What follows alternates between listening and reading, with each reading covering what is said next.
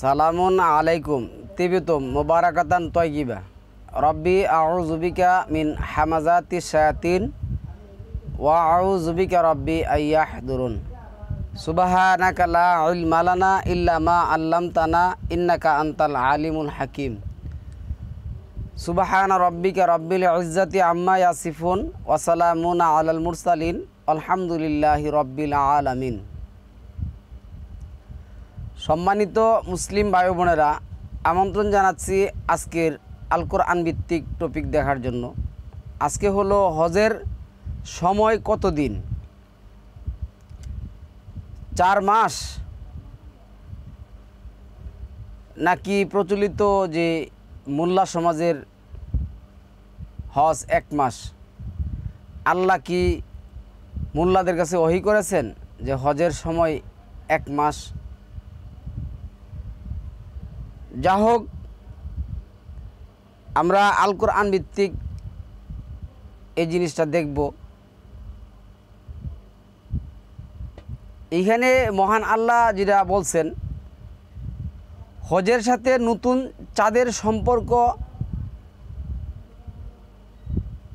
ওতপ্রোতভাবে জড়িত, অঙ্গাঙ্গিভাবে জড়িত।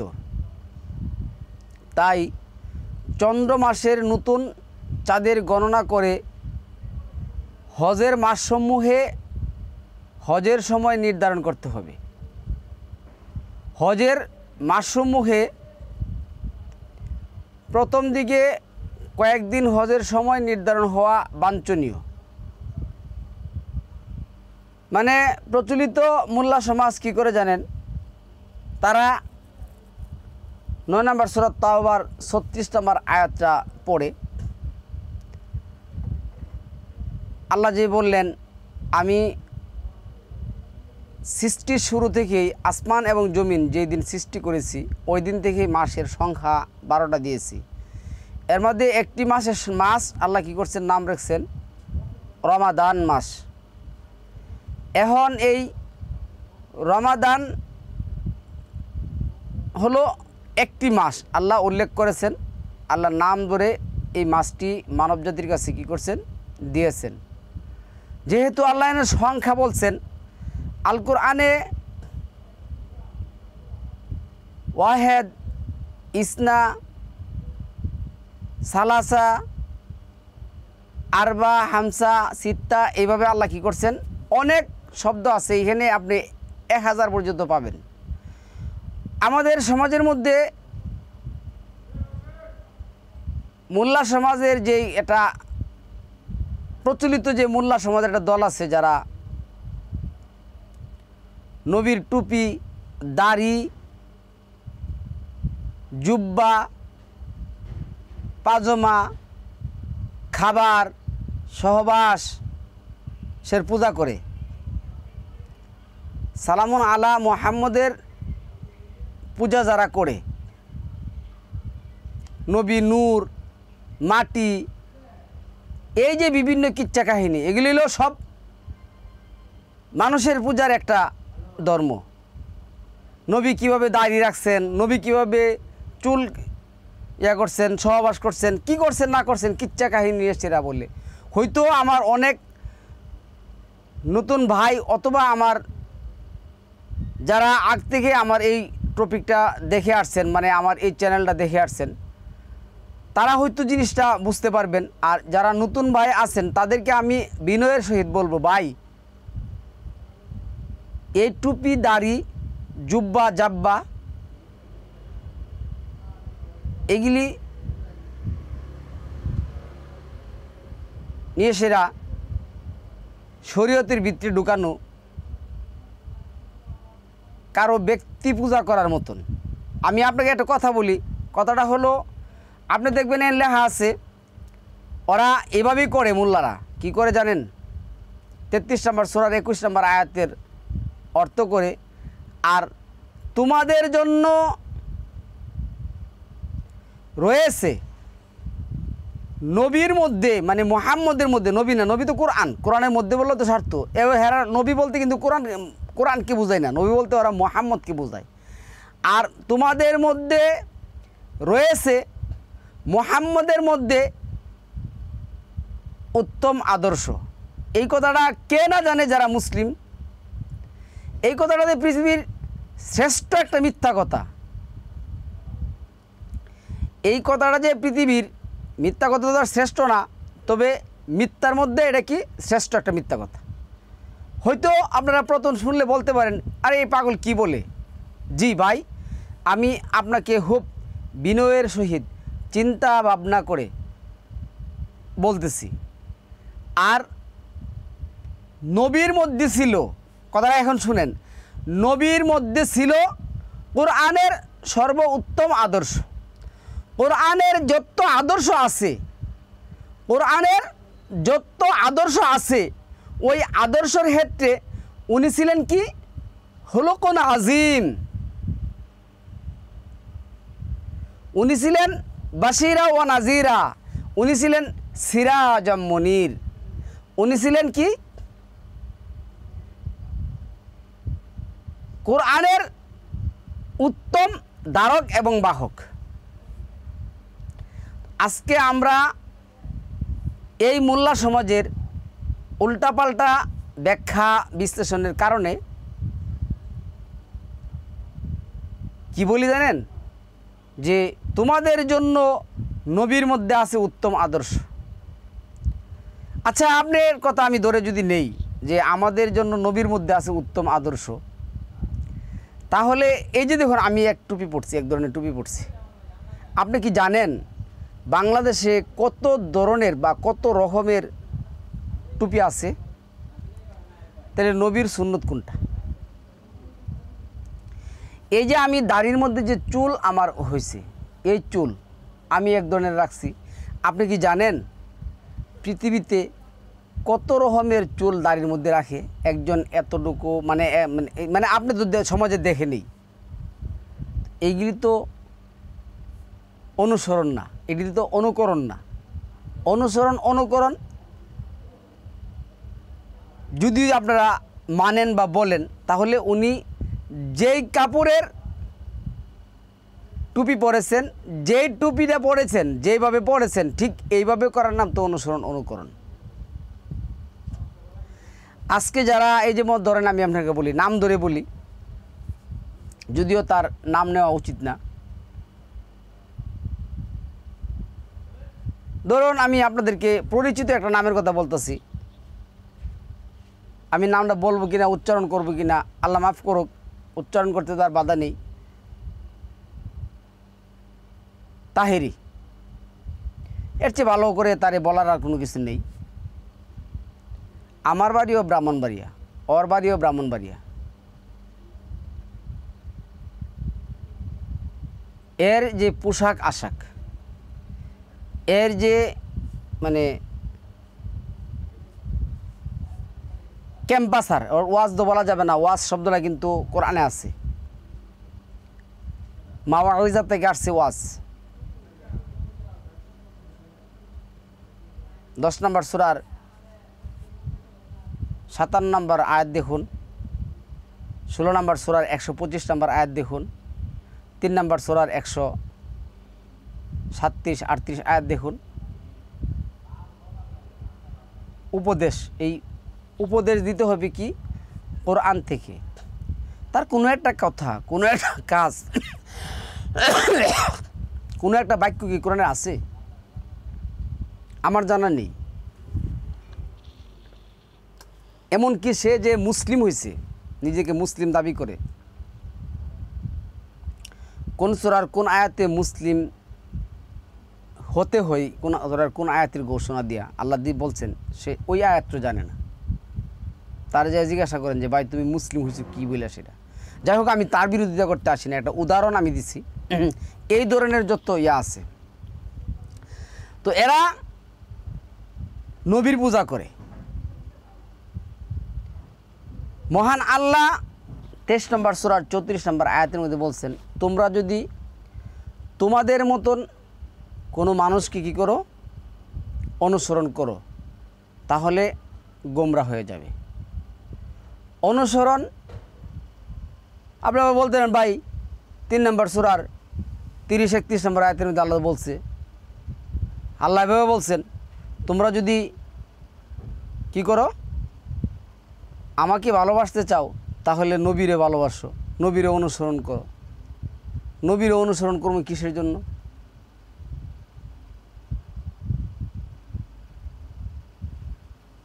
কেননা নবীর মধ্যে ছিল কোরআনের উত্তম আদর্শ।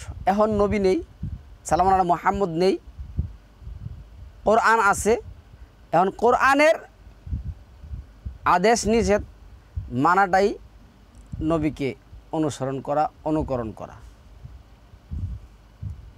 আবার বলতে পারেন 4 নম্বর সূরা নিসার 59 নম্বর আয়াতের মধ্যে ওইখানে কিন্তু মুহাম্মদ নামরাই নেই, কিন্তু কেউ কিন্তু এই কথা বলে না। প্রথম তো আসছে আতিউল্লাহ, আল্লাহর আনুগত্য করা। এই আতিউ শব্দটা কিন্তু তাওন শব্দ থেকে আসছে, তাওন। যদি আপনি 3 নম্বর সূরা আল ইমরানের 83 নম্বর আয়াত দেখেন, ইচ্ছায় এবং অনিচ্ছায় যার বিধান মানতে হবে তার, আর তার বিধান মানতে 4 নম্বর সূরা নিসার 64 নম্বর আয়াত লাগে না।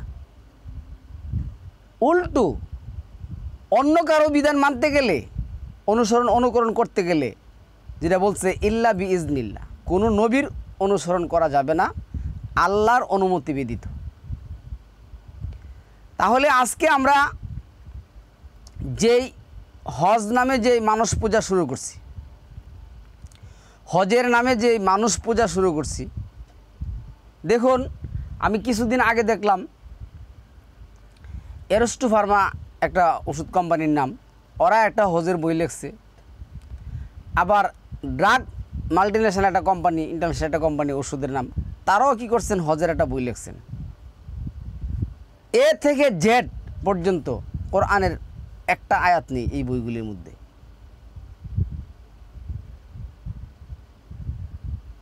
যার কারণে আমি চিন্তা করলাম যারা শুনে শুনবে, যারা শুনে না বা শুনবে না তাদের তো কোনো কিছু করারও নাই, বলারও নাই। তারা উল্টা কি করে জানেন? তারা উল্টা কিছু লোক আমাকে একথা বলে, কি বলে জানেন? আল্লাহ তো বলছেন হাতামাল্লাহু আলা কুলুবিহিম ওয়া আলা সামিউহিম ওয়া আলা আবসারিহিম, আল্লাহ তাদের কলব কি করে দিবেন? তালা মেরে দিবেন। তাদের শোনা কি করবেন? বন্ধ করে দিবেন। তাদের দেহা বন্ধ করে দিবেন। এখন কখন আল্লাহ শোনা বন্ধ করেন, কখন দেহা বন্ধ করেন, হ্যাঁ কখন হৃদয়ে তালা দেয়া দেন, এই কথা কি আপনার বলতে বলে নাই না? শুধু এটাই বলতে বলছে। আপনি 10 নম্বর সূরার 74 নম্বর আয়াতটা দেখুন না, এখানে কি বলছিল?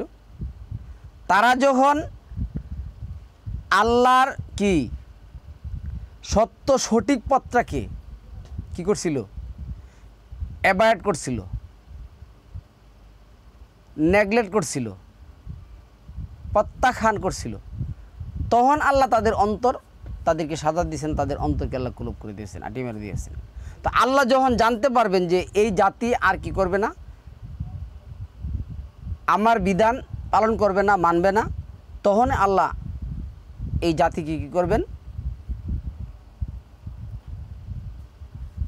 জাতির অন্তর কি করবেন? তালা লাগিয়ে দিবেন। আজকে দেখুন এই যে হজের মাস, মহান আল্লাহ 4টা ঘোষণা করছেন। রমাদান মাস চলে যাবে 29 কি 30, আপনার ওই দিন কী করতে হবে? সিয়াম ভঙ্গ করতে হবে। 2 নম্বর সূরা আল বাকারার 185 নম্বর আয়াতের মধ্যে আল্লাহ যেটা বলছেন ওয়ালি তুকমিল উদ্দা ওয়ালি তুকাব্বিরাল্লাহ আলা মা হাদাকুম, যখন তোমাদের গণনা শেষ হয়ে যাবে তোমরা তাকবীর দিয়ে আল্লাহকে মহিমান্বিত করবে। ওই দিন কী করতে হবে? মাসের জন্য সিয়াম ভঙ্গ করতে হবে, যেহেতু আল্লাহ 30 কি 29 নির্ধারণ করছেন। এরপর থেকে 4টি মাস ফাসিহু ফিল আরদ 9 নম্বর সূরার 1-2 নম্বর আয়াতের মধ্যে দেখুন 4টা মাস আল্লাহ কী করতে বলছেন? ভ্রমণ করতে বলছেন। আমরা ধারাবাহিকভাবে বলবো, একদিনে তো আর সব কিছু বলা যাবে না। তো এখন আমরা যেহেতু আজকে আমাকে প্রশ্নই করছেন, ভাই আপনি বারবারই বলেন হজের 4 মাস, কিভাবে আমরা 4 মাস পালন করব, কিভাবে? তা আল্লাহ তো বলে দিছেন, আল্লাহ তো বলে দিছেন 4টা মাস আমি সম্মানিত করেছি, এই 4টা মাস তোমরা কি করবে? হজ পালন করবে। একটা মাস আমি নির্ধারণ করে দিচ্ছি, এই একটা মাস তোমরা কি করবে? সিয়াম পালন করবে। তা আল্লাহ তো বলে দিচ্ছেন। তো এইখানে দেখুন আল্লাহ আরও সহজ করে কি বলছেন 2 নম্বর সূরার 189 নম্বর আয়াতের মধ্যে আল্লাহ বলছেন ইয়াস আলু নাকা, তারা তোমাকে জিজ্ঞাসা করে আনিল আহিল্লাতি, হেলালের বহুবচন কিন্তু আহিল্লা, মানে চাঁদ সমূহ সম্পর্কে। কুল, তুমি বলো, হিয়া মাওয়াকি তুলিন্নাস, ইহা মানবজাতির জন্য সময় গণনা, নাস অল হাজ, এবং হজের সময় জানা, মাঠ জানার জন্য। আচ্ছা, এটা হলো কি আল্লাহ যেটা বলছেন চিরস্থায়ী সময় নির্ধারণী, চিরস্থায়ী একটা রবের পক্ষ থেকে একটা ক্যালেন্ডার। তারপরে আসুন এনে যেটা বলছেন আল্লাহ 2 নম্বর সূরার 203 নম্বর আয়াতের মধ্যে দেখুন, এখানে আল্লাহ বলছেন ওয়াজকুরুল্লাহ ফি আইয়ামিম মা'দুদাতিন, আর স্মরণ করো চন্দ্র মাসের হিসাবে গণনাকৃত দিনগুলি। এই 4টা মাসের গণনাকৃত দিনগুলি চন্দ্র মাসের হিসাবটা কী করতে হবে। ফামান তাআজ্জালা ফি ইয়াউমাইনি ফালা ইসমা আলাইহি ওয়ামান তাআখারা ফালা ইসমা আলাইহি। অতঃপর যেই লোক তাড়াহুড়া করে চলে যাবে শুধু 2 দিনের মধ্যে, তার জন্য কোনো অপরাধ নেই, আর যেই লোক বিলম্ব করে থেকে যাবে তার উপরও কোনো অপরাধ নেই। আল্লাহ কমসে কম 2 দিনের কথা বলছেন, মানে এই যে স্মরণ করার স্থানগুলি আরাফা, মিনা, মুজদালেফা, যে কথাগুলি যে আসছে। আচ্ছা, অবশ্য যারা আল্লাহর সীমানায়, আল্লাহ যেটা বলছেন অবশ্যই, আল্লাহ যেটা বলছেন মানিত্তাকা ওয়াত্তাকুল্লাহা ওয়া আলামু আন্নাকুম ইলাইহি তুহশারুন, অবশ্যই যারা আল্লাহর সীমানা রক্ষা করে চলে আর তোমরা আল্লাহর বিধানকে ভয় করো এবং নিশ্চিত জেনে রাখো তোমরা সবাই তার সামনে সমবেত হবে। আজকে দেখুন এই যে হজ পালন করতে গেছেন, তার টাকা সম্পর্কে ভিন্ন কথা, সারা জিন্দিগিভর সুদ, ঘুষ, বেবিচার, জুলুম, নির্যাতন, ইল্লা মাশাআল্লাহ যারা সত্যপথে টাকা নিয়ে গেছেন আলহামদুলিল্লাহ তাদের তো আল্লাহ কবুল করবেনই, কিন্তু তাদের মধ্যেও যারা আছেন, কয়জন হাজি জানেন কোন সূরার কোন আয়াতের মধ্যে আমাকে পাথর মারতে বলছেন, কোন সূরার কোন আয়াতের মধ্যে আমাকে পাথরে চুমা দিতে কথা বলছেন, কোন সূরার কোন আয়াতের মধ্যে আমাকে কাবাঘর প্রদক্ষিণের জন্য 7 তাওয়াফ দিতে বলছেন, কোন সূরার কোন আয়াতের মধ্যে সাফা মারোয়া কী করতে হবে, দৌড়াইতে হবে, এই করতে হবে বলছেন, সবই আছে ড্রাগ মাল্টিন্যাশনাল কোম্পানির বইয়ের মধ্যে, সবই আছে এরস্টো ফার্মা কোম্পানির বইয়ের মধ্যে, সবই আছে মোল্লা জগতের ব্যবসায়িক ধর্মের মধ্যে। কোরআনের সম্পর্কে তার কোনো জানা নেই, কোরআনের আয়াত সম্পর্কে সে কিছু জিজ্ঞাসা করে না যে ভাই আপনি আমাকে হজের যে প্রশিক্ষণ দিচ্ছেন কোন সূরার কোন আয়াতের মধ্যে আছে। শুধু একটাই, মুহাম্মদের পূজা তারা শুরু করছে, মুহাম্মদ বলে গেছেন কোথায়, এই প্রচলিত বুখারী, তিরমিজি, আবু দাউদ, দাইমি, দারাকুতনি, নাসাই কুবরা বলে গেছেন, কিন্তু এই নাসাই কুবরাগুলি কিন্তু আবার শিয়াদের বইয়ের সাথে বনে না, শিয়ারা কিন্তু আবার এইভাবে কি করে না, মানে এই বইগুলি মানেই না। আবার শিয়াদের যে বই আছে শিয়াদেরকে কিন্তু ওরা মুসলিমও মনে করে না, কিন্তু আপনি শিয়া বলেন, পৃথিবীতে যত দল বলেন, সব দল মিললে কিন্তু এনে কি করতেছে, এই কাবাঘর প্রদক্ষিণ করতেছে। সব দল মিললে কিন্তু আরাফাতে উপস্থিত হয়েছে, সব দল মিললে কিন্তু এই মিনাই, মুজদালিফাই, মিকাত যা আছে সব কিছু করতেছে। কিন্তু মনের মধ্যে কিন্তু একটা আছেই, আমি কি করব, বিচার মানব, তাল গাছ আমারই আমি রেখে দিব। কি করব, আমি আমার মাজাবের, আমি আমার পীরের, আমি আমার কুতুবের, অলি আউলিয়া গাউস কুতুব সবার যেভাবে তারা করে গেছেন এভাবে আমি করব। ওই ওরটা করুক, আমারটা আমি করি, সমস্যা নাই। মানে কোরআনের আয়াত থেকে আল্লাহ বলছে, আল্লাহ বলছেন ওয়াহাতাসিমু বিহাবলিল্লাহি জামিয়া ওয়ালা তাফাররাকু। তাহলে সম্মানিত ভিউয়ার্স, এই আল কোরআন ভিত্তিক আমরা 4 মাস কি করব, হজের সময় পার করব। হজের নিয়মকানুন বলতে আমরা বলবো ইনশাআল্লাহ আজিজ, আল্লাহ যদি আমাদেরকে তৌফিক দেন সামনে। আজকে আমরা হজের সময়কাল 4 মাস, মোল্লা বলছে 1 মাস, কোনটা পালন করব আপনার উপর ছেড়ে দিলাম। সালামুন আলাইকুম তিবিত মোবারকাতুন তয়্যিবা।